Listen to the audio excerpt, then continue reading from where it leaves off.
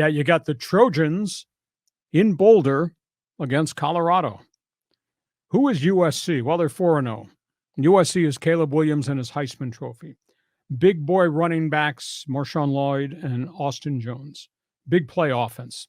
USC is averaging 569 yards per game. Oh, my God. Caleb Williams gets going down the field. Now, that's not against great teams. That's against teams that they've beat up. The defense, though, is leaky. 366 yards per game against substandard opponents. What are you going to do when you start playing real people? Real people like wearing the Buffalo logo on their helmet this weekend.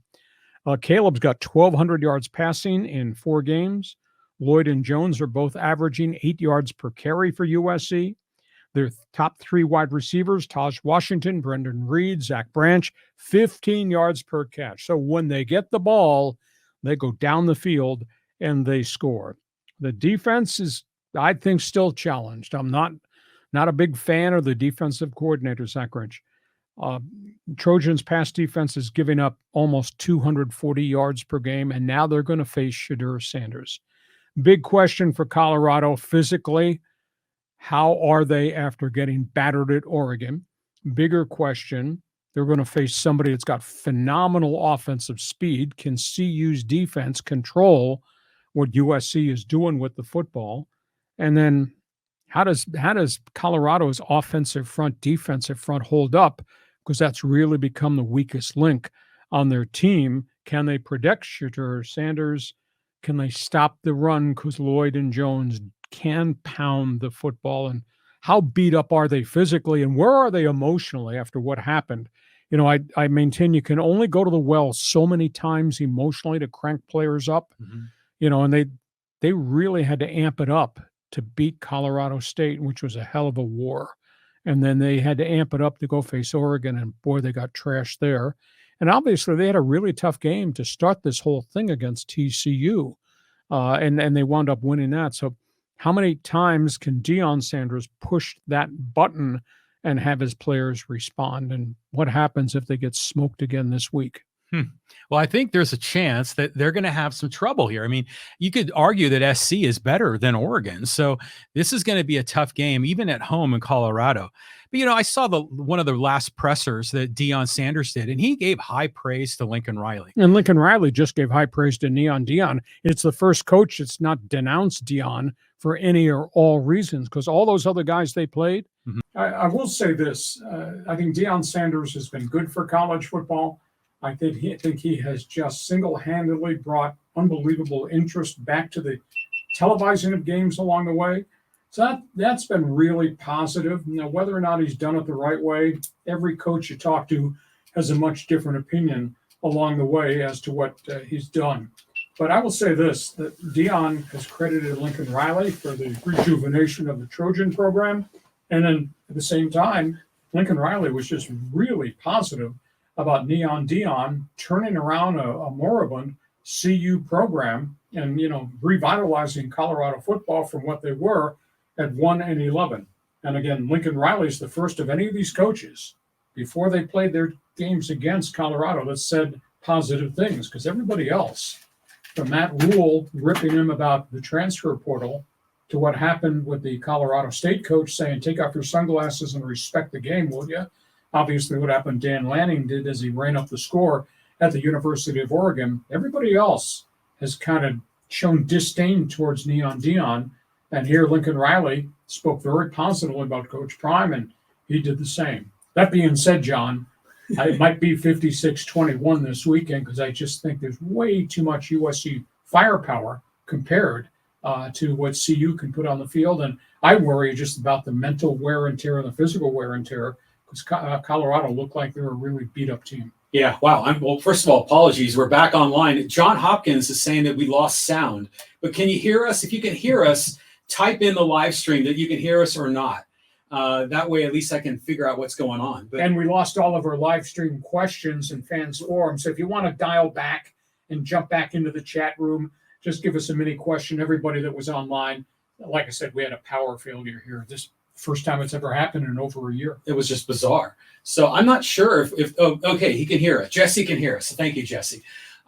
So it's going back to Colorado and SC. First of all, Caleb Williams, unbelievable. You know, what he's able to pull off, maybe a back-to-back Heisman year, potentially. Remember Lincoln Riley, when he was at Oklahoma, he was this offensive guru, and the defense stunk in Oklahoma. Still does. It still does at SC. Now, you know, interestingly, Oklahoma hired a defensive coordinator from Clemson to come in, and now the Oklahoma defense is actually pretty good. But back to SC, yeah, they're going to roll. It's going to be like, what did you say, 55-36 or something? It's going to be something like that. And then Shiloh Sanders went into the hospital, I heard. So I don't know how he's doing. Travis Hunter's probably out.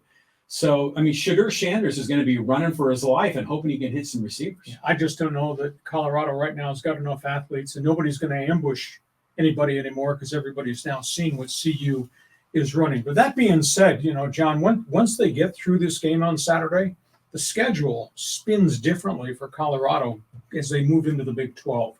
So I think they're going to win a chunk of games if they can keep their guys on the field and obviously get the injured guys back up and running. So that's an interesting game there. Now, next topic on the table has to do with this team in this town. Yeah, the Aztecs, you know, they're going up against Air Force. This must win for Brady Hoke. Yeah, they've lost 3 in a row. You don't want to make it a 4-game losing streak.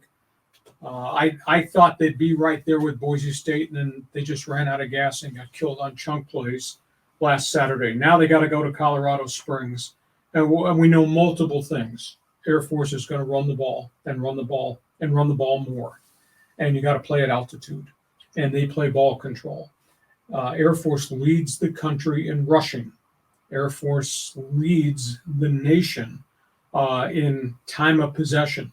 Air Force, and it's weird, they're second in the nation in defense, giving up just 223 yards per game.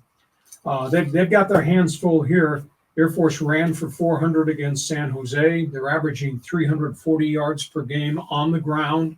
It's weird. They don't throw it very much, but they make you play so much up front that they're averaging 27 yards per catch when they go down the field and throw. So your guys in the secondary have to hold up and win one-on-one matchups because they're going to be naked out there covering those guys because you got to commit so many people up front. I think the key is Jalen Mayden and the Aztecs have got to be able to pound it.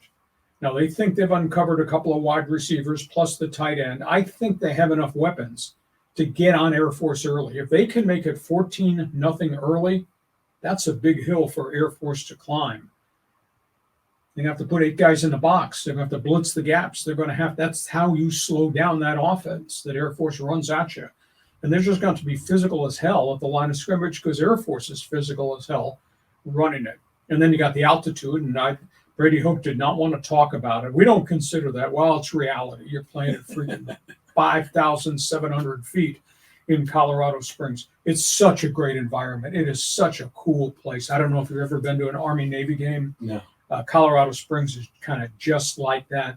It is such a neat environment to see the parade of the cadets, and those cadets fill that stadium, to see that whole pregame ceremony. And then at the end of the game, it's really kind of cool. Rocky Long started this tradition, regardless of whether the Aztecs won or lost. He took his players to the end zone with the Air Force players, as the Air Force players saluted all the cadets in the stands, and they sang the Air Force alma mater. It's really kind of cool. Neat. And Rocky Long started this after the game, we are linked, arms to arms, with the Air Force players. So it's kind of an emotional thing to go see and experience for the first time. But damn, Air Force they're 4-0, and they're really good. And you know, they did beat the hell out of San Diego State down here at the end of last season. So that'll be a real tough game for San Diego State. But I think I still have confidence the Aztecs have enough firepower to make this thing work. Well, does Brady Hoke still run Rocky Long's defense, right? Yeah. How many defensive backs do they play at one time? Well, 3-5-5, and what they do is they make linebackers safeties, and then they have linebackers who become blitz defensive ends, and they shoot people. But that's against somebody's running a normal offense. Yeah, you put your quarterback in jeopardy. Here, I just think they have to jam the line of scrimmage, and they have to win at the point of attack. Because if they can't stop that fullback, they're going to have problems. And if they can't stop the quarterback in the pitch, they're going to have problems. They got to find a way. They got to get off the field defensively. And like I said last week, Air Force ran for 400 against San Jose. Isn't it interesting, though, how Air Force in both football and basketball, every once in a while, they're really good. Where Army and Navy, not so much, So I kind of wonder what the Air Force Academy is doing, if they're a little bit different than the other academies. Great question. There's a lot of continuity. Troy Calhoun's been there 17 years. He's an Air Force grad. He was an assistant coach in the NFL with the Houston Texans and came back to take the head coaching job. His two coordinators have been there with him. One, I think, has been there 15 years. The other's been 17 years. So there's some continuity. And they know the kind of player they need. They know the kind of person they're getting, because the kid that goes to Air Force prep and then goes on to the academy he's a special academic person. So it's a unique mix. They've had a lot more success. They had Fisher DeBerry was there for 1,000 years as head coach. They've had a lot more success doing what they do. Whereas Army and Navy have gone through a real churn of head coaches after every 3 or 4 years, and Army and Navy have had an occasional couple of good seasons, but what Air Force has done is really, really impressive. So tough game for the Aztecs against Air Force. Those are the two big games, I think, in college football this weekend. Well, what are just for grins, the Marines and the Coast Guard, they don't have academies, do they? The Marines go through the Naval Academy, or do they? No, they have their own. They used to play, I don't know if you'd call it Division I football, or maybe it was university football, or maybe it was the college football division. Quantico used to have college football, but that goes back a long, long time ago. But yeah, they used to have that. Okay, let's move on. We got